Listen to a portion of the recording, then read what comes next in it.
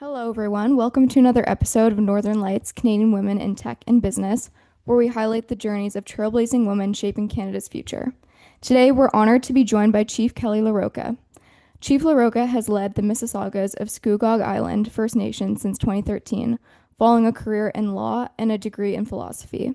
Over more than a decade of leadership, she's played a pivotal role in advancing her community, from negotiating the landmark Williams Treaty's final settlement to securing clean drinking water for MSIFN in 2021, to establishing the MSIFN Community Legacy Trust for future generations. She's also led major commercial negotiations around the Great Blue Huron Casino and continues to serve on prominent boards including SitKids, Shorefast, and the National Indigenous Land Advisory Board.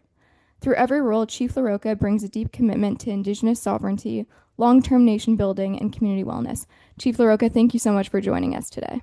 My pleasure. Thanks for having me. Of course. Let's jump right into the first question, which is you've held the role of chief since 2013.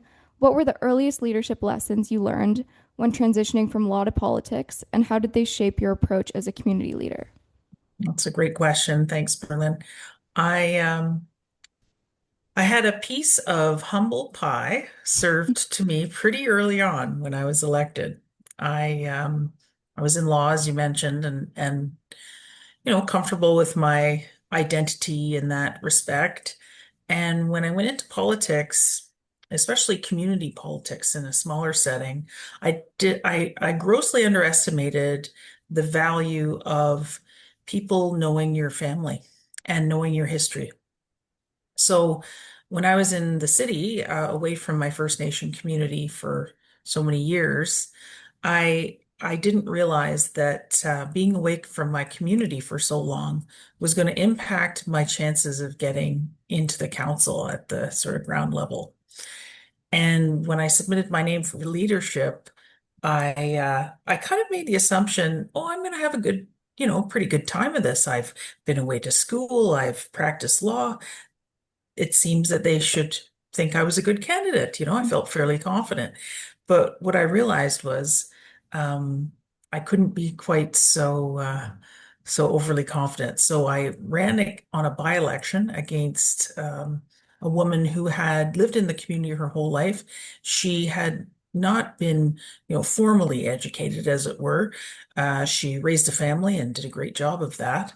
But she was my opponent, and I won by 3 votes, and it was pretty narrow. So I thought that was a really valuable lesson very early on in my tenure because I learned to take nothing for granted, and I also learned that my mother, who was a leader before me, I think in large part secured me that vote.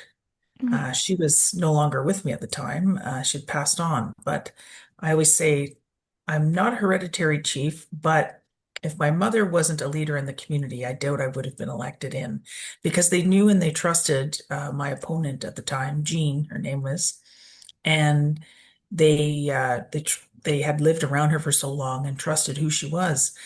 They trusted my mom, which is why they elected me, but I had to keep the job. So here I am so many years later. Thank you so much for sharing that with us. My next question is the Williams Treaty's final settlement was one of the largest in Canadian history. Could you walk us through what it was like to be part of that negotiation and what the settlement means for the future of Mississaugas of Scugog Island? Thank you. Uh, the Williams Treaties of 1923 are pretty complicated. It's actually two treaties. There are two identical treaties. One was signed with Mississaugas of Scugog Island First Nation, Curve Lake First Nation, Hiawatha First Nation, and Alderville First Nation. So there were four. And the other treaty was signed by three Chippewa communities, Beausoleil First Nation, Georgina Island First Nation, and Rama First Nation. So there are 7 communities in total in the Williams Treaties as signatories, and then who were involved in the litigation and eventual negotiations. And what I found so significant about that whole process was all it was ever about, really, was harvesting rights, the ability to hunt and fish and trap and gather. And the treaties were first entered into in 1923, but our ancestors have been disputing the interpretation of those treaties since that time, so over 90 years. And what I found incredible about it was the first point and the only point that they, as First Nations, really wanted to achieve was the constitutional protection of harvesting rights. The compensation was almost incidental or after the fact. It was most important to secure that constitutional protection of those rights, which we did. And it was, I think there were three failed attempts at negotiations over that 90 years. And in 2012, when the communities were, I guess, tired of negotiating and not getting anywhere, they decided to launch the lawsuit, Alderville et al. Versus the Queen. And that proceeding went to federal court, and we did give evidence at court. And throughout the giving of that evidence, it was clear to the feds in the province that they knew they did not have a slam dunk case and that the Williams Treaties of 1923 were misinterpreted as having, in their view, surrendered harvesting rights of the nations when in fact they did not. So they came to us and conceded that fact and said, we will concede that your harvesting rights are constitutionally protected throughout the entire Williams Treaties area. And we agreed, and we're, of course, thankful that they did that, Mhm.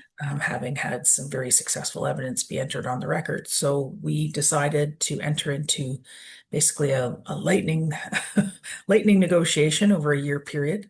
And were successful in getting the settlement negotiated and signed off one day before the writ dropped on Doug Ford's election. So it was a bit touch and go, but we did it. And I guess the significance of being part of all that to me was being able to honor my family and the families of the ancestral families of our community and pay homage to what they fought for so long. It was very important. That's wonderful to hear.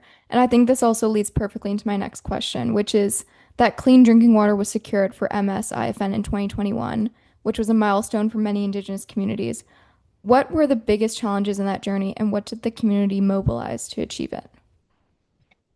The clean drinking water question for First Nations is prevalent across Canada. Of course, you've probably read that and studied it in school, that Mhm. it's a big hurdle for most of our communities.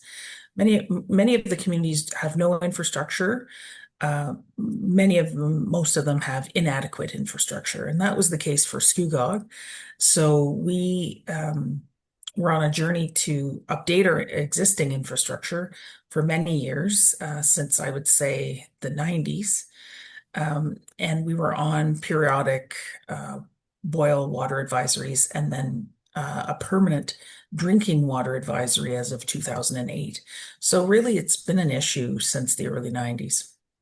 Mhm. When I entered into service to the community in 2008, when I won that by-election that I mentioned, I realized that that was probably the biggest issue we were facing, quite apart from the Williams Treaty settlement, which means the ability to harvest as well as financial compensation, as I mentioned. We were in a position where we had very little economy for the community at that time, in and around 2008 when I came on board. We had the Great Blue Heron Charity Casino, which was and still is the heartbeat of our economy at Scugog First Nation and is the lifeblood of the community in many respects. But without clean water, not only do you have not only do you lack health of your people and your community, but you lack economy because you can't engage in business without infrastructure such as clean drinking water. Mhm. So we embarked upon a project to lobby for infrastructure dollars from the federal government, according to the fiduciary obligations owing legally by the federal government towards First Nations. And on that basis, we secured some money, I think it was 4.5 million in the initial instance to put towards the project. And that was the only stipulation of my council at the time was, as long as you get something out of the federal government, we will seek to own source revenue fund the rest.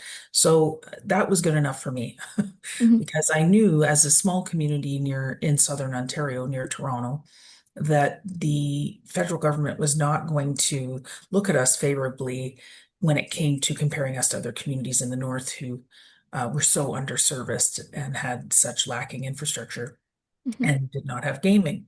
So we secured some funding and used our own source revenue through gaming to pay the lion's share of the project. And I've lobbied for funding since that time and entered into small community partnerships with the federal and provincial governments, and we each matched the funding, which also went towards it. So in the end, it was a successful project and one that I'm very proud of. I'm almost as equally as proud to say that we have wastewater treatment in the community as well. So that just finished this past spring. So I'm very pleased about that, which means we're going to be well, we are open for business, which is great. Yeah, that's amazing. Thank you so much for touching on those important points. I think our viewers would really like to hear more about the fact that you helped create the MSIFN Community Legacy Trust. What values guided its formation, and how do you envision it shaping the lives of future generations? Mhm.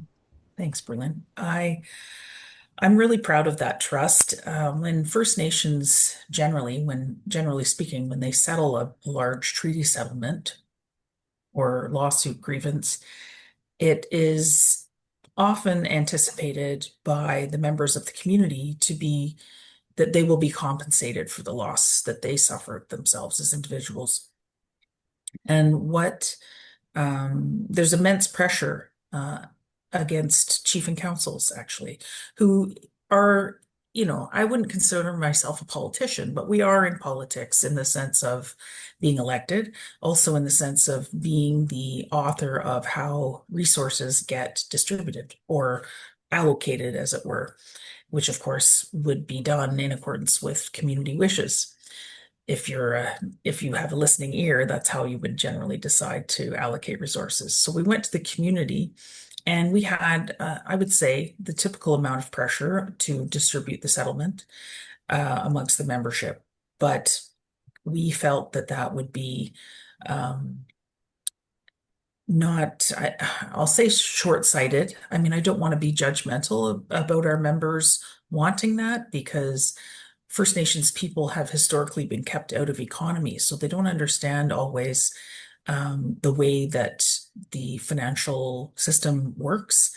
And insofar as the distribution of capital and the earning of investment income and things like that, that is largely foreign to many First Nations people living in First Nations communities. Mhm. However, we did our best to build that capacity in our community, and I'm really proud of that. We teamed up with some very good partners and wealth management firms who came to the community and educated all of us and kind of brought us up to speed on how to engage the mainstream economy as it is. So we ended up extrapolating out what could potentially be earned from the trust if we created one. And the members were witness to what that could do for us over a 10, 20, 30, 40, 50-year time horizon. And they were quite pleased with the forecast of what that would look like for our community. And really, it was created to get away from the anchor business of gaming because we don't want to be dependent on gaming. The world seems to be dependent on gaming these days with internet gaming and the like, but and certainly the provinces, which is unfortunate. But I want our community's economy not to be so reliant on an anchor business such as gaming, which is why we created the Legacy Trust. The philosophy behind it was mostly one born of looking at past, present, and future generations of people and what we would be owing in terms of our duties to our community. And we used some of the settlement money for community infrastructure and community programs and services. And then the lion's share of the settlement money was put into trust. And we've been doing very well on it. Of course, COVID was tough for all of us in Mhm. the world, but the trust has bounced back quite beautifully and is quite successful. I'm proud of that. It's wonderful to hear how impactful the trust has been and will continue to be. Switching gears here, you've served on several boards, from Sick Kids to ShoreFast to the National Lands Advisory Board.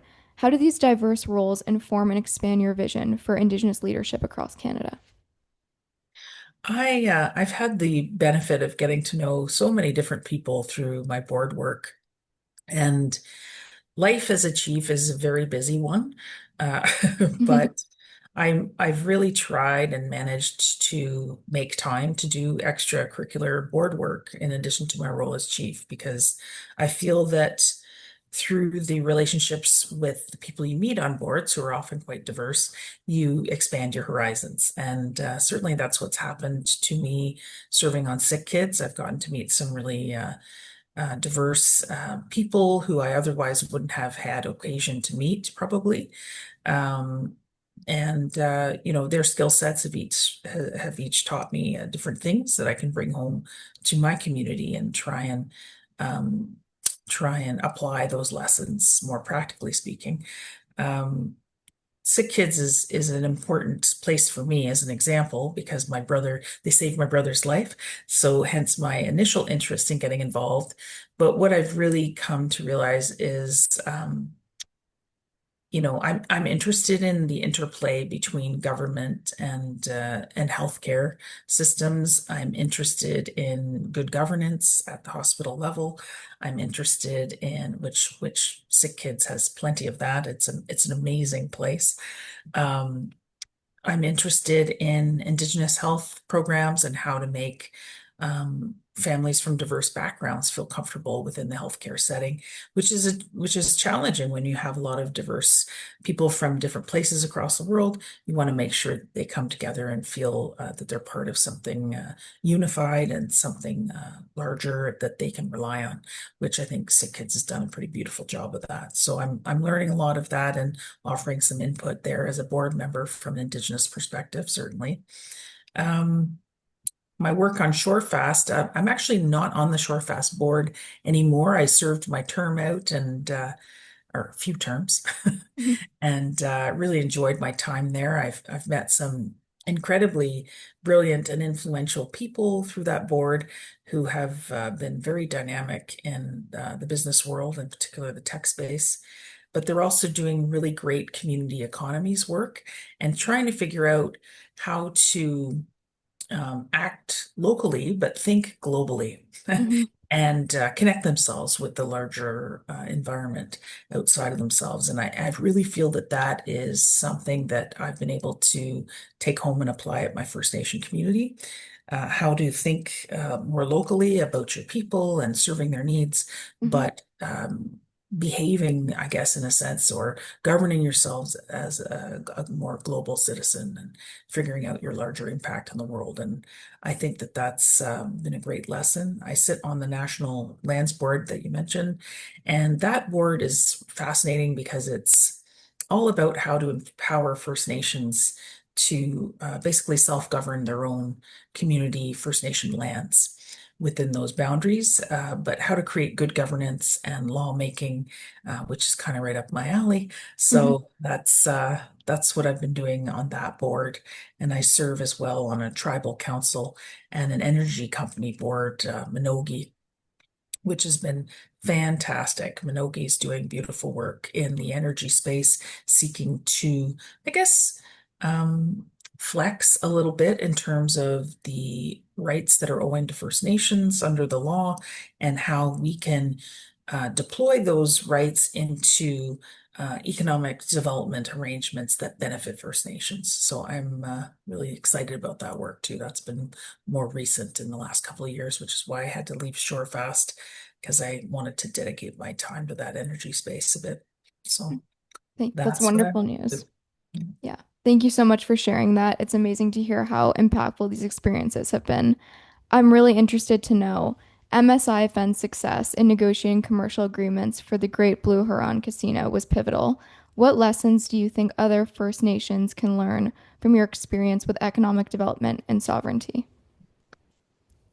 I think the biggest piece of advice I could give to other First Nations, and I do, is that even though we're negotiating commercial arrangements, quite often the commercial arrangements we negotiate are because of the fact that um, certain proponent companies or other governments want to engage in economic reconciliation with First Nations.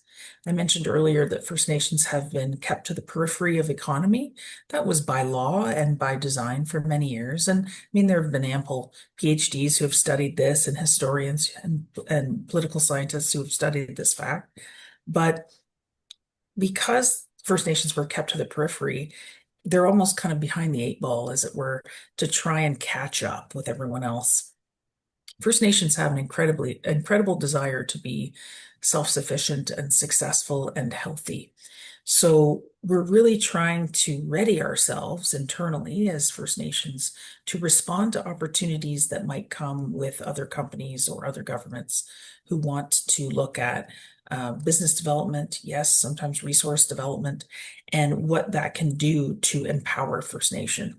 Mhm. But those agreements come often because of the fact that under our Constitution here in Canada, First Nations have Aboriginal and treaty rights, which are protected under Section 35 of the Constitution, um, anecdotally. And those rights are really the reason why the concept of economic reconciliation exists.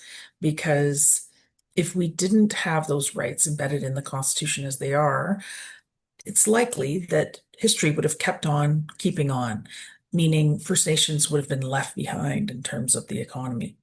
Mhm. So when we come to those commercial agreements, we want to make sure that they're embedded in the vernacular and the context of Section 35 and Aboriginal and treaty rights, because that is why these proponents are coming to us. They're trying to help us in that they're giving us uh, basically they're supporting us, they're lifting us up. I wouldn't say that it's a handout by any means. Certainly the parties come together to contract as equally contracting parties, but really the bedrock of those agreements is such that First Nations did not historically come from an equal place.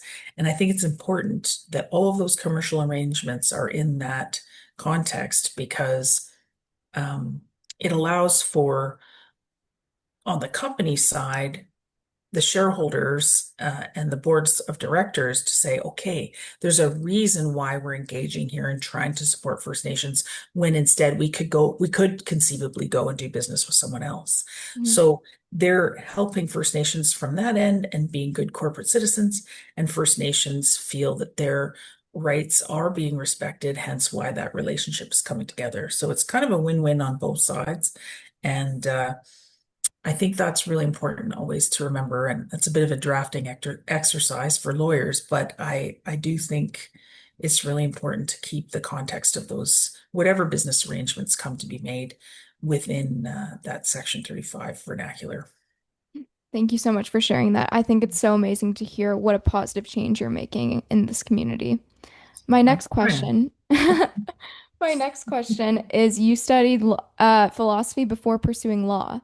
How has that background influenced your leadership style and your ability to navigate complex negotiations and community issues? That's a great question. I love that you're asking me about my philosophy degree. So I did 2 years of a philosophy degree at Western and before going to law school. So I went to law school a little bit early, and I was in such a rush to get there. I mean, my whole life I knew I wanted to be a lawyer. And so I thought, okay, I've just got to get to law school. What do I take to get there? So I did a bit of a general first year, and then I realized the hardest course that I took was philosophy, and it drove me nuts that I found it difficult. So why I decided to major in it was unbeknownst to me, but I thought I need a challenge. So that's what I took. And like I say, I did the 2 years and managed to get into law school. But it always bothered me during law school that it was left undone because I thought I worked so hard on those courses and I can't just leave them unfinished. Hmm. So, as it turned out, I graduated the bar exam and I practiced law. And and throughout that time, I took the odd philosophy course. So I chipped away, just took a course here and a course there, and made sure that Western accepted them. So I was at U of T at the time. And and then I went to graduate school for Aboriginal law, and I was out in Victoria, the University of Victoria, and I thought, I'm going to finish that philosophy degree. So I did. So I kept chipping away and chipping away. And when I graduated with it, so I graduated with my undergrad after law school, which was, a bit of a switch. But I'm always proud of that. I love that Hmm. I finished it because it, of course, taught me how to think in different ways. Hmm. But I've always been completely attached to the question of why. And that's really what philosophy is all about. And it's served me well because it forces me to not only understand the why of something, but to own it, even when maybe it doesn't make the most financial sense, or maybe it's not the best option of a host of options, but you have to explain the why you're doing something. And that is the crux of being a political representative or an elected leader is to answer why. And we wouldn't think so always in this day and age when we see what we see with other politicians who shall remain nameless. But the reality is that my community demands that of me. Hmm. And if I don't tell them, then I'm in a bit of a pickle. So I have to tell them Right. why when I make decisions. And sometimes those decisions can be politically motivated, and then you have to own that and say why that is. And it's a good exercise actually. And I think that's been the best part of my philosophy degree on the whole. Mhm. Thank you so much for sharing that piece of your journey. And I think this is also a great connection to my next question, which is how do you balance long-term nation building work like infrastructure and trust creation with the day-to-day demands you have and needs of your community members? I will let you know as soon as I figure out how to balance that. It's so funny. Well, Berlin, you probably have you might chuckle at this, but we took a while to get this scheduled, and I have to say I'm so sorry it took so long. No, no worries at all. Months are so busy for First Nations leaders. There's a lot of regional political tribal organizations that meet, like the Chiefs of Ontario or the Uh-huh. AFN, the Assembly of First Nations. And so you're just constantly, traveling and going here and going there. I'm sure, I'm sure. And culturally, there's an expectation that, and I'm not sure, I think this is starting to change, but there's an expectation that the chief should do everything. So you're kind of like, you know, I forget the saying. I forget there's a saying out there, something something in bottle washer. Anyway, I'm forgetting the saying. But suffice to say, they expect me kind of to do community programs, be out in the community, see the youth, spend time with the elders, go to a community gathering like a powwow, Mhm. represent in those ways, but then go to Ottawa and fight them for infrastructure dollars. Or go to the province and try Mhm. and lobby concerning gaming or negotiate HR agreements or settlements or like the list is endless. Gaming agreements and whatever other board work you're on. Mhm. So it's a bit of a mixed bag. And my family and I have a young family, so I had two children during my tenure as chief. And so they're now 7 and 10. And so my house is very busy. And my husband, oh, bless him, he's just run off his feet, trying to basically man the fort while I'm out traveling around as chief and going to all these different events. And, I'd say that's probably pretty similar to the life of a politician.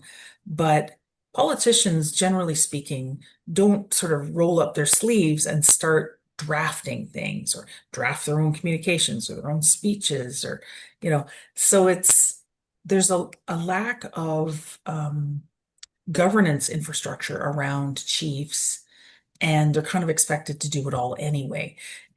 not to whine, because quite honestly, you do what you can do, and then you just have to hang your coat up at the end of the day and spend time with your family. So I've learned to do that much, to say, okay, it was a good day. I put in my good work and good time, and now I get to relax and be with my kids and my husband. So that's really, I think, been something I've had to come to over time, and my kids growing up has forced me to, which is just knowing where your limits are, and keeping care of yourself, because you could work 24/7 and still never be close to finished. And so you just kind of have to pace yourself. And what was I going to say? I really have learned to say no a bit more, Yeah. which is a good thing, you know. But I love spending time with young people and students. Like, the stuff like this is the best part of my job, that somebody would like to have an interview with me. It's fun. That's so nice to hear. Thank you so much for sharing that advice. And this next question is a very important one, and you even touched on it in your previous answer. So, you've had two children during your time as chief. What do you hope Ruby and Eli learn from your example as a leader? And how do you stay grounded as a parent and a public servant? Well, staying grounded, I have to laugh at myself quite often and have a good sense of humor. And Yeah. I think my kids have watched that in me, which is good. So I'm hoping they're going to learn to be just a little more lighthearted around, the follies of life, because Hmm. they happen. I mean, I had a meeting the other day, and it was, let's just say, I had a little bit of an embarrassing situation happen to me right in a meeting, and it involved a button popping off my blouse. Oh Things my gosh. happen, right? Things Oh my happen, God. and right? Would you be mortified? And Yeah. I was mortified because I was meeting another politician for the first time at that time. Oh my gosh, that's And of terrible. course, great first impression when your button pops off, but these things happen, and Right. you just kind of have to say to the people around you, "Oh, excuse me, I clearly had too much breakfast this morning. I'm going to go find a safety pin." Right? These things happen, and it's good to remember that everybody's human, and Yeah. if they see that humanity in you, it actually helps, because it puts people kind of let their stress down a bit, and Right. it provides levity. So yeah, that's probably uh, what I hope to impart to my kids, is that, but also um, that the path to your success may not always be a straight line. Mine certainly hasn't been. And I mean, I guess it was in the beginning, because I was saying earlier that I always knew I wanted to be a lawyer. And the reason for it is not that romantic. And unfortunately, so my parents, they sold their house, and back then, when I was young, lawyers the odd time would make house calls to get all the documents signed. And I remember being quite young, and well, I was 9, and watching my parents, my mother's cleaning, my dad's getting some drinks out. I thought, who's coming over? The Pope? Anyway, in walks this lawyer who pulled up in his BMW, and I thought to myself, hmm, he looks pretty fancy. And then my father, greeted him with respect, and they all signed what they needed to sign. And I thought to myself, anyone my dad respects that much, that's what I'm going to do. That's so And so funny. I told dad, I'm going to be a lawyer. Oh, okay, dear, that's nice. And of course, my dad, he's a little Italian guy. And he bless him, he just basically said, okay, dear, okay, Kelly. And sure enough, I did. And he always reminds me of that story. And, you know, well, actually, he forgot about it. I reminded him quite recently at an honorary doctorate ceremony I was fortunate to be at. But I thought for sure I'll be a lawyer until I'm, 80, Mhm. a practicing one anyway. I mean, still a lawyer, but I didn't think I'd go into politics. But sometimes things just take you based on your passion and what means most to you, what you value most. And the reason I got into politics really was to honor my mom and her So memory. nice. That's so nice. I love that answer so much. And it's just amazing to hear about all the success you've had. My final question is looking ahead, what gives you hope about the next generation of Indigenous leaders in Canada? And what advice would you give to young women entering leadership roles today?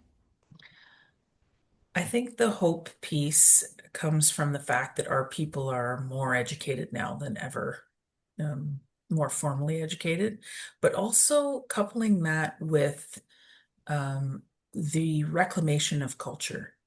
So, historically, First Nations culture was outlawed. And so, and because of the residential schools experience, it was largely the culture was, degraded.